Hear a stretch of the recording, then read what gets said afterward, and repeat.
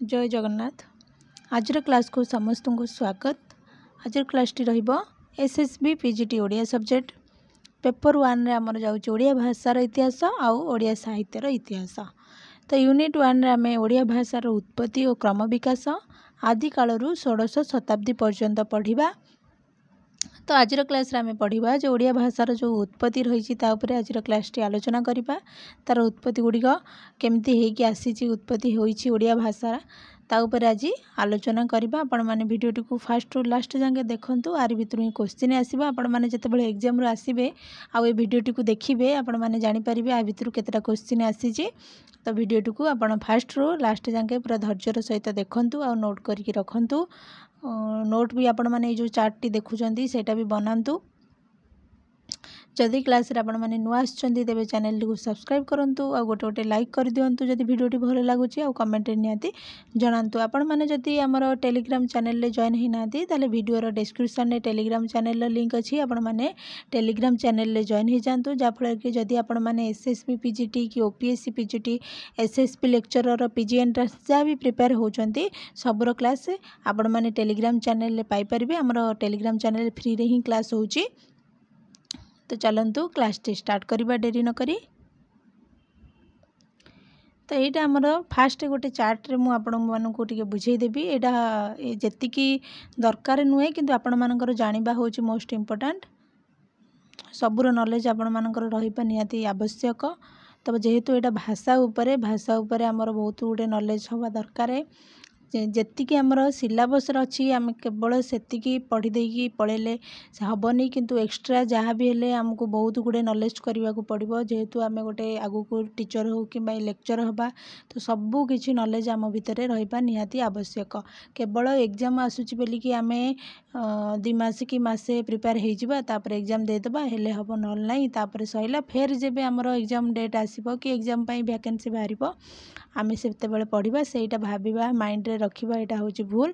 तो आपण माने फास्ट माइंड रे रखंतु जे आपण मानकु गोटे जॉब करिवार अछि सेटा लेक्चर हो किंबा टीचर हो जहाँ भी किछि भी हो ता पई हमर कोन कोन आवश्यक कोन कोन दरकार केमिति आमे प्रिपेयर हबा केते आमर नॉलेज दरकार केते नॉलेज आम भितर रहिबा दरकार से गुडिक सब टिके माइंड रे रखंतु। आ एबेठारु सबु बेले पढ़ा पढ़ी करंतु जहाँ भी जेहेतु आपनकर ओडिया सब्जेक्ट तो ओडियार जेते भी बही अछि बहुत गुडे बही भी पढ़िले भी सरीबनी जीवनटा चली जिवो पछे के बही पढ़ा केबे सरीबनी जेते भी बही अछि आजिका दुनिया रे। तो सही हिसाब रे आपण माने टोटली टाइम को नष्ट न करिकी जहाँ भी किछि होउची आपण माने जेते भी बही आपण मानक पाखरे अछि केवल बही गुडिक पढ़िकी आपण माने ज्ञान संग्रह करंतु निहाती आपण मानकर हेल्पफुल हबो। चलंतु क्लास टी स्टार्ट करिबा। फास्ट आम जाना जे पृथ्वी रे जो भाषा परिवार ता विषय किछटा जानिबा आलोचना करबा। पृथ्वी रे जो आमर भाषा रही से होची केतेटा ना 7 गोटी भाषा रही पृथ्वी रे। फास्ट आम पृथ्वी रा भाषा रु स्टार्ट करके आम ओडिया भाषा पर्यंत पहुँचवा। वीडियो को भल से देखंतु आ फास्ट टू लास्ट जाके देखंतु बुझी पारिबे। जदि न बुझिबे भी आपण माने कमेंट रे कहिबे मु नेक्स्ट क्लास रे भल से बुझेई देबी। तो से 7 गोटी भाषा रही से 7 गोटी भाषा कौन कौन आम जानिबा। फास्ट होची इंडो यूरोपीय भाषा परिवार तापरे आफ्रो एसीय भाषा परिवार चीन तिब्बतीय भाषा परिवार तापरे फनो उग्रीय भाषा परिवार अल्टाइक भाषा परिवार द्राविड़ भाषा परिवार आ गोटे होची कौन ऑस्ट्रो एसीय भाषा परिवार। ये होची हमर कौन ना 7 गोटी भाषा परिवार कौर पृथ्वी रा। तापर आम जानिबा ए 7 गोटी भाषा परिवार हमको जानिबार किछि आवश्यक नाही कारण एटा हमर कोउथरे बी आसीबनी एगुडा खाली एतिकी खाली हमर मन रखियार अछि। हम कोन जानिबार अछि ना जो रहिछि इंडो यूरोपीय भाषा परिवार एया को हमको जानिबार अछि कारण हमको ओडिया भाषा जो उत्पत्ति हेछि ओडिया भाषा पाखरे हमको पहुँचबार अछि। तो फास्ट आम जानिबा जे इंडो यूरोपीय भाषा परिवार इंडो यूरोपीय भाषा परिवार को 2 भाग रे विभक्त करा जायछि। सेटा कोन ना प्रत्न भारतीय आर्य भाषा आ गोटे होछि प्रत्न ईरानीय भाषा। तो यहाँ मन रखंतु मु जो भली भाव में कहूँ आपण माने माइंड रे पूरा पुरे की रखंतु जे इंडो यूरोपीय भाषा फास्ट होछि हमर पृथ्वीर भाषा परिवार 7 गोटी से 7 गोटी रु हमर प्रथमे जोटा रही जे इंडो यूरोपीय भाषा परिवार ताकू 2 भाग रे विभक्त करा जायछि जोटा कि प्रत्न भारतीय आर्य भाषा आ गोटे प्रत्न ईरानीय भाषा। तो एतिकी क्लियर है मन रहा ठीक अच्छे। तापर आम देखा जो दुई भाग में विभक्त करागला जे इंडो यूरोपीय भाषा को ता देहरे जो आमर फास्ट रहा प्रथम भारतीय आर्य भाषा जो रही से आर्य भाषा को आमर तीन भाग में विभक्त कराई कौन कौन ना प्राचीन भारतीय आर्य भाषा आ गोटे मध्य भारतीय आर्य भाषा आ गोटे नवीन बा आधुनिक भारतीय आर्य भाषा। तो यहाँ भल से मन रहा आम ये तीन टा पाईगले जे प्राचीन भारतीय आर्य भाषा आ मध्य भारतीय आर्य भाषा आ नवीन बा आधुनिक भारतीय आर्य भाषा पाइले। तापर आम एबे देखिबा जे प्राचीन भारतीय आर्य भाषा को दुई भाग में विभक्त कराई। ये जो प्राचीन भारतीय आर्य भाषा रही दुई भाग में विभक्त कराई कौन से गुड़िक ना वैदिक संस्कृत आ गोटे लौकिक संस्कृत। तो आपण मैंने जदि चार्ट हिसाब से मन रखिदेवे सहजरे मन रही घोषिबा किसी आवश्यक नहीं केवल मन रखिबे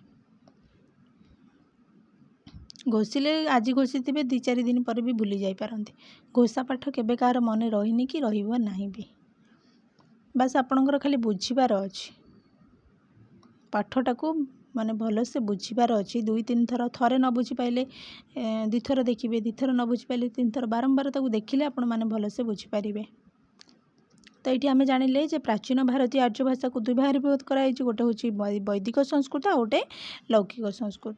तापर आम देखा जे मध्य भारतीय आर्य भाषा जो रही ताकू आमर केते भाग रे ना तीन भाग में विभक्त कराई केते भाग भाग रे ना तीन भाग में कौन कौन ना पाली प्राकृत आ गोटे हूँ अपभ्रंश।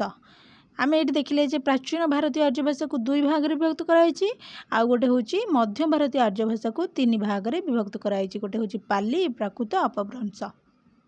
तो भल से बुझीगला।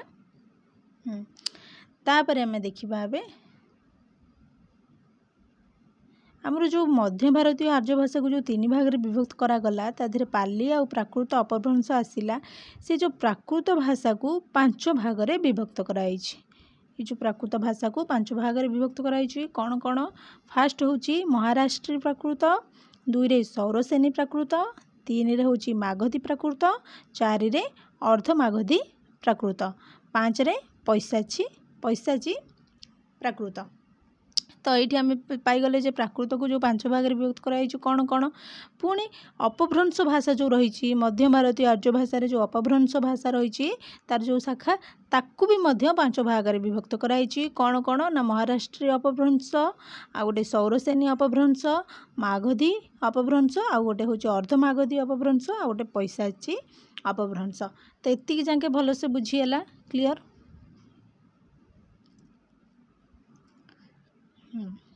तापर आम देखिबा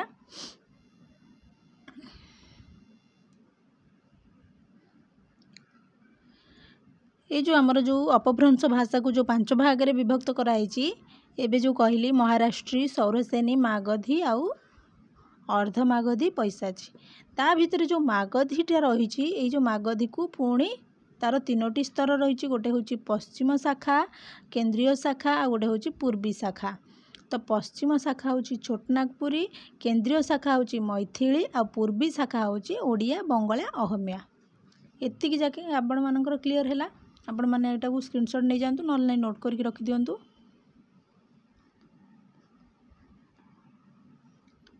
तो एतिकी भल से बुझीगला। तापर नेक्स्ट आम देखा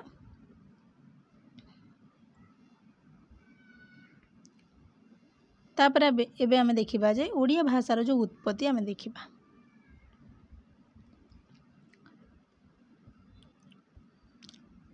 भल से पूरा बुझेदेवी आपण मानकर पूरा भाषा जो उत्पत्ति रही पूरा माइंड रे रहिबो आरी भितर क्वेश्चन आसीबो किछि क्वेश्चन बाहर आसीबोनी जेतिकी मु पढ़ेबी आज एबे माने आजिरो क्लास रे जेतिकी भी पढ़ेबी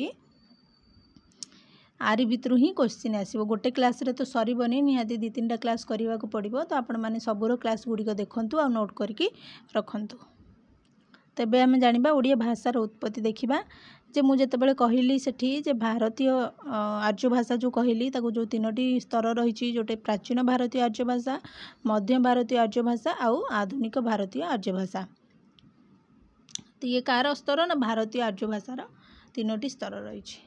तो ये आम देखिले जे प्राचीन भारतीय आर्य भाषा को दुई भाग में विभक्त कराई फास्ट आम जानवा जे प्राचीन भारतीय आर्य भाषा आमर कौन केतेरू केते जाए ना 1500 रु 500 जाए यहाँ भी मन रखिए यहाँ भी इम्पोर्टाट रहीपर मध्य भारतीय आर्य भाषार ख्रीष्टपूर्व 500 रु ख्रीष्ट 1000 जाए आधुनिक भारतीय आर्य भाषा 1000 रु एपर्यंत चली तो यहाँ आम जानिले प्राचीन भारतीय आर्य भाषा को वैदिक संस्कृत और लौकिक संस्कृत विभक्त कराई आ गोटे हूँ मध्य भारतीय आर्य भाषा को पाली प्राकृत अपभ्रंश एतिकी एबे आम जानिबा जे वैदिक संस्कृतर आ लौकिक संस्कृत यहाँ हूँ आमर कौन ना प्राचीन भारतीय आर्य भाषा जाऊँगी एबे जानिबा जे मध्य भारतीय आर्य भाषा रे आमर जो रही 3टी स्तर रही आ भितर जो प्राकृत भाषा रही आपको 5 भाग में विभक्त कराई गोटे हूँ महाराष्ट्री सौरसेनी मागधी पैशाची अर्धमागधी ये जो मागधी रही मागधी को 5 भाग में विभक्त कराई गोटे हूँ पूर्वी मागधी पश्चिमी मागधी उत्तरी मागधी दक्षिणी मागधी आ गोटे हूँ मध्यवर्ती मागधी तो भलसे बुझीगला कौ भली भाव में जाइए कहीदे आपण मानक तो प्राकृत भाषा 5टी भाषा बाहरला से 5टी भाषा जो मागधी भाषा रही भितर 5टी भाषा बाहरी गोटे हूँ पूर्वी मागधी पश्चिम मागधी उत्तरी मागधी दक्षिण मागधी और मध्यवर्ती मागधी पुणी जो ये जो पूर्वी मागधी रही ताकू पुणी 2 भाग में विभक्त कराई कौन सेटा ना उत्तर पूर्वी मागधी आ गोटे दक्षिण पूर्वी मागधी तो उत्तर पूर्वी मागधी रे को भाषा ना आसामी आ बंगला भाषा रही आ दक्षिण पूर्वी मागधी रे आमर ओडिया भाषा रही तो ये आम क्लीयर हो गले जो ओडिया भाषा आमर कौटू कौटू कौ स्तर देकी आसी ओडिया भाषा भलसे बुझीगला ओडिया भाषा आमर कौ स्तर देकी आसी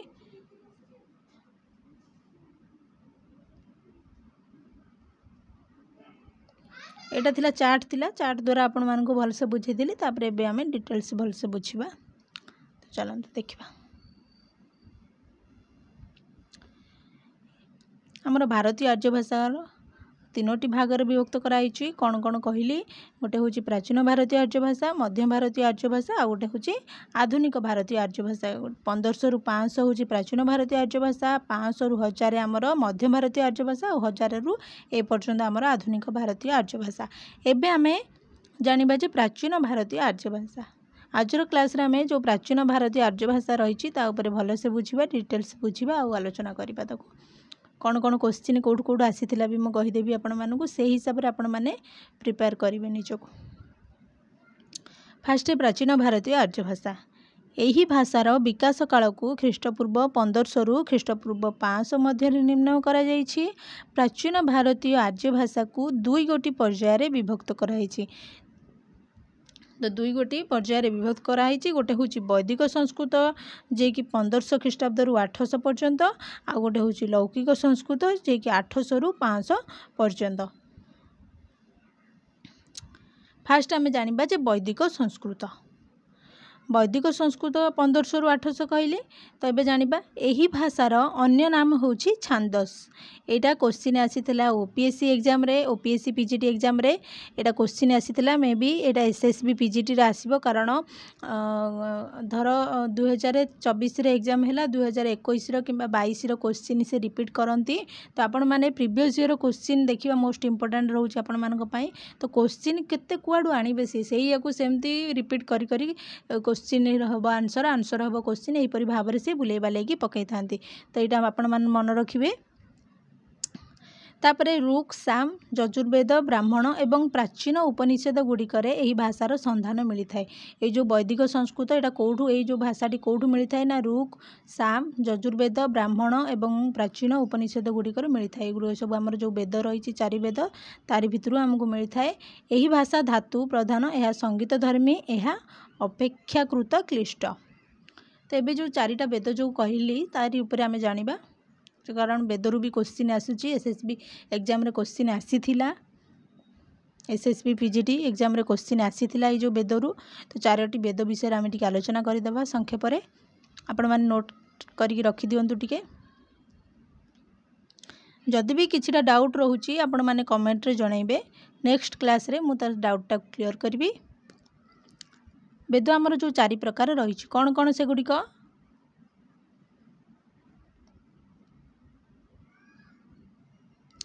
ऋକ୍ यजुर अथर साम यही 4 प्रकार वेद रही है। फास्ट आम जाना जो ऋक वेद। तो ऋक अर्थ हूँ कौन ना स्रोत। तो यहाँ मन रखिए जो जो पॉइंट जे पूरा गोटे गोटे शब्द आपण मानक मन रखा पड़ो जेहेतु आपण मैंने ओडिया सब्जेक्ट नहीं। तापर आम देखा आर्य मानक कंठरू देव देवी उद्देश्य जो सबू स्रोत निःसृत होता ताकू आम ऋक वेद बोली कहवा। वेदर अर्थ हूँ कौन ना ज्ञान। यहाँ भी इम्पोर्टाट रहिबो। वेदर अर्थ हूँ ज्ञान। तापर सबुठारु ऋक वेद प्राचीन। प्राचीन वेद हिसाब से आमर कौ वेदटा हूँ प्राचीन जे ऋक वेद। यहाँ भी क्वेश्चन आसो सबू इम्पोर्टाट। ऋक वेद आमर कौन ना प्राचीन वेद। तापर देखा यजुर्वेद। यजुर अर्थ यज्ञ वाक्य तार अर्थ भी कहीदे यहाँ भी मन रखिए। यजुर अर्थ कौन ना यज्ञवाद जो गद्य वाक्य उच्चारण करी यज्ञर क्रियागुड़िक संपन्न करुथिले ताहार नाम यजुर। तो ये यज्ञ वाक्य कहीं कहुना जो गद्य वाक्य उच्चारण करी यज्ञ क्रियागुड़िक संपन्न करुथिले यज्ञ कला बेले जो वेद आमर जो उच्चारण करा जाए से जो यज्ञ को संपन्न करा जाए तार नाम हूँ कौन ना यजुर्वेद।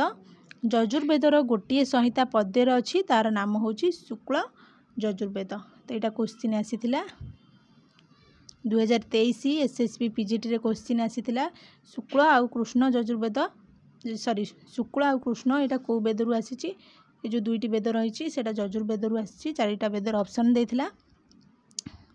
तो यहाँ इम्पोर्टाट रहिबो जे यजुर्वेद गोटे संहिता पद्यर अच्छी तार नाम पद्यर जोटा अच्छी तार नाम हूँ शुक्ल यजुर्वेद। आ गोटे जो गद्य पद्य मिश्रित संहितार नाम हूँ कृष्ण यजुर्वेद। यहाँ मन रखिए पद्य आर हूँ गद्य आउ पद्य। तापर देखा जे कृष्ण यजुर्वेद रे पुणी 4टी संहिता रही तार ना कौन कौन देखा 4टी जो संहिता रही तैत्तिरीय संहिता मैत्रायणी संहिता तापरे काठक संहिता तापरे काठ कपिष्ट संहिता कपिष्टल संहिता है। तापर आम देखा जे शुक्ल यजुर्वेदर संहिता गोटे तार ना कौन हूँ ना बाजसनेय संहिता बाजसनेयी संहिता। यहाँ हूँ इम्पोर्टाट रहिबो यहाँ टिके नोट करके रखिदेबे। तापर आम देखा सामवेद। यहाँ बेसी किसी क्वेश्चन आसेनी तथापि एतिकी आपण खाली मन रखिए सामर अर्थ हूँ गान मंत्र। यही वेद केवल पद्य रचित ये जो सामवेद जो रही आर अर्थ हूँ कौन ना गान मंत्र। यही वेद केवल पद्य ही रचित होता है गद्य ही न थाए यहाँ केवल पद्य ही रचित होता है। तापर अथर्ववेद। अथर्ववेद प्रथमे वेदर सम्मान पाई नथिला यह कहुला कौन अथर्वांगी रस अर्थात अथर्वन और अंगिरस ऋषिकूल रचना। अथर्व वेदर भाषा गद्य पद्य मिश्रित आर भाषा हूँ कौन उभय गद्य आउ पद्य। एतिकी थिला हमर वेद उपरे 4टी वेद उपरे। तापर आमे जो रही ब्राह्मण ता उपरे आलोचना करिबा जो कि ग्रंथ मानकरे यज्ञर विधि विधान विशद भावे वर्णित तथा विश्लेषित होइछि। तत् संगे संगे विभिन्न उपाख्यान ज्योतिष व्याकरण निरुक्त प्रभृति विषय मध्य एथिरे रहिछि। ऋग्वेद सहित संबंध ब्राह्मण ग्रंथ 2टी ऐतरीय ब्राह्मण और कौशितकी ब्राह्मण। तापर यजुर्वेद सहित तैत्तिरीय ब्राह्मण कृष्ण यजुर्वेद सहित शतपथी ब्राह्मण शुक्ल यजुर्वेद सहित संबंध। तापर आम देखा सामवेदर अनेक गुड़िए ब्राह्मण ग्रंथ अच्छी तन्मध्य तांड्य ब्राह्मण प्रसिद्ध। तांड्यर अपर नाम हूँ पंचविंश ब्राह्मण। एगुड़ी आप खाली मन रखी जातु काले क्वेश्चन आसीपे आ भितर कही हेनी कारण वेदरू ही क्वेश्चन आसूची। तापर देखा अथर्व वेद सहित गोपथ ब्राह्मण संबंध कौ वेद सहित कौ ब्राह्मण संबंध यहाँ है ऋग्वेद यजुर्वेद सामवेद अथर्ववेद कौ ब्राह्मण संबंध यहाँ मन रखिए। ब्राह्मण ग्रंथ गुड़िकर भाषा मुख्यतः गद्य तांकर जो भाषा रही ब्राह्मण मानकर तार हूँ भाषा हूँ कौन ना गद्य पद्य नुहे यहाँ गद्य। तापर जो उपनिषद रहा विषय किछटा जानिबा। प्रत्येक वेद सहित संबंध केते गुड़िए उपनिषद मध्य अच्छी यहाँ क्या सहित संबंध होता है ना वेद सहित संबंध होता है। ईश केन कठ प्रश्न मुंडक मांडुक्य तैत्तिरीय ऐतिरेय छांदोग्य बृहदारण्यक श्वेताश्वतर यही 11टी उपनिषद प्रसिद्ध। उपनिषद गुड़िक आपको मन रखा पड़ो जो कहली जोटा कि ईश केन कठ प्रश्न मुंडक मांडुक्य तैत्तिरीय ऐतरेय छांदोग्य बृहदारण्यक श्वेताश्वेतर यही हूँ 11टी उपनिषद रही आपको मन रखा पड़ो। तापर देखा जे छांदोग्य और बृहदारण्यक अत्यंत महत्वपूर्ण आ भितर जो रहा ता भर छांदोग्य आउ कौन ना बृहदारण्यक दारण्यक अत्यंत हूँ महत्वपूर्ण। छांदोग्य को आम जाना जे सामवेदर उपनिषद एवं यह तांड्य ब्राह्मणर परिशिष्ट। तापरे बृहदारण्यक शुक्ल यजुर्वेदर उपनिषद एवं यह शतपथी ब्राह्मणर परिशिष्ट। तापर देखिबा जे ब्राह्मण और उपनिषद गुड़िक मध्य वेदर सम्मान लाभ करती। वैदिक साहित्य कहले संहिता ब्राह्मण और उपनिषद सबको बुझाए। ख्रीष्टपूर्व 1500 रु ख्रीष्टपूर्व 800 पर्यंत वैदिक साहित्यर काल। तो ये आमर क्लीयर हो गला जे प्राचीन आर्य भाषा आमर जो रही वैदिक संस्कृति और लौकिक संस्कृति। वैदिक संस्कृति आमर जो 4टी वेदों उपर आलोचना करागला तापर हूँ ब्राह्मण उपनिषद उपर भलसे आलोचना कले। तो ये आमर वैदिक संस्कृति क्लीयर। तापर आम देखा जो लौकिक संस्कृति लौकिक संस्कृत 800 रु ख्रीष्टपूर्व 500 पर्यंत। ख्रीष्टपूर्व 8म शताब्दी यही भाषार संधान मिले। लौकिक संस्कृत को देवभाषा किंबा क्लासिकल संस्कृत कह जाए। ये इंपोर्टेंट रहिबो। को भाषा को देवभाषा बोली कह जाए तो लौकिक संस्कृत को आमर देवभाषा बा किंबा क्लासिकल संस्कृत बोली कह जाए। ख्रीष्टपूर्व 5म शताब्दी रे पाणिनि यार विधिबद्ध व्याकरण प्रणयन करथिले। तो पाणिनि यार विधिबद्ध व्याकरण प्रणयन करथिले। एही भाषा धातु प्रधान किंबा संगीत प्रधान नुहे। ये जो भाषा लौकिक भाषा यहाँ कौन धातु बा संगीत प्रधान नुहे। यह वैदिक संस्कृत परि क्लिष्ट नुहे। वैदिक संस्कृत हूँ क्लिष्ट। तो यहाँ इंपोर्टेंट रहिबो। वैदिक संस्कृत हूँ क्लिष्ट। तो यहाँ वैदिक संस्कृत परि क्लिष्ट नुहे। यही भाषारू मध्य भारतीय आर्य भाषार विकास घटीथिला। ये जो पाणिनि विषय आम कि आलोचना करवा।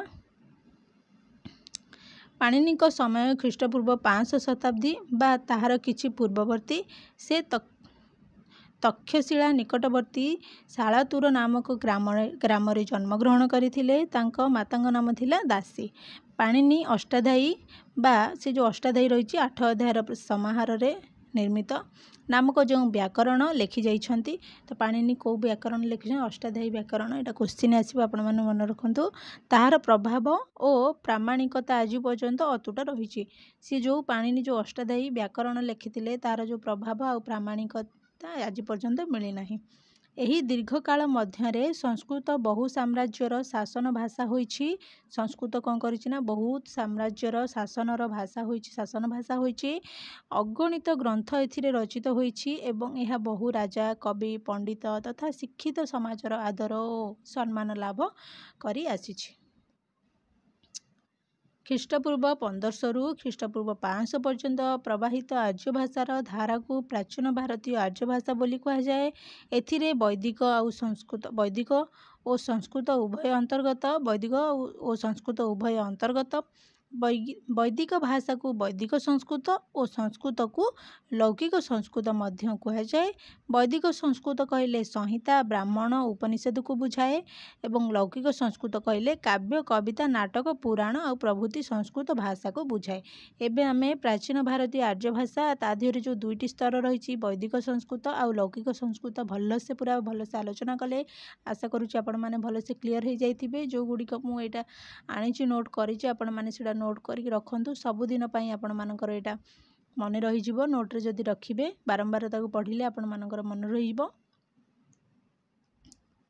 जदि क्लासटी भल लगी ताले गोटे गोटे लाइक करदेवे। सांगसाथी मानू शेयर करेंगे। जहाँ भी किसी डाउट रही आज क्लास रे आपण माने कमेंट रे जनइले मु नेक्स्ट क्लास रे डाउट क्लियर करी। तापर आमर देखिबा प्राचीन भारतीय आर्य भाषा आज क्लास रे आलोचना कले। नेक्स्ट क्लास रे मध्य भारतीय आर्य भाषा को आलोचना करिबा। धन्यवाद।